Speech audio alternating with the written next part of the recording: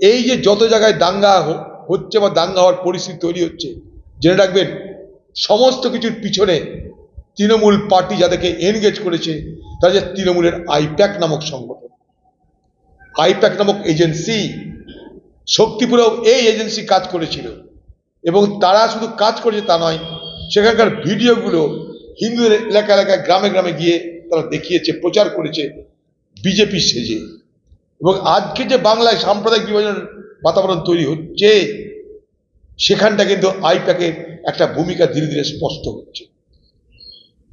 এই আইপ্যাক কখনো এনআরসি, কখনো লক্ষ্মীর ভান্ডার, আজ আইপ্যাকের নিদান হচ্ছে সাম্প্রদায়িক বিভাজন করার, চাট করে দাও।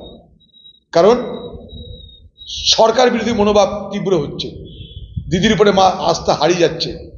আস্থা অর্জন করতে গেলে, পুনর্বার আস্থা অর্জন করার জন্য সাম্প্রদায়িক বিভাজন একমাত্র রাস্তা।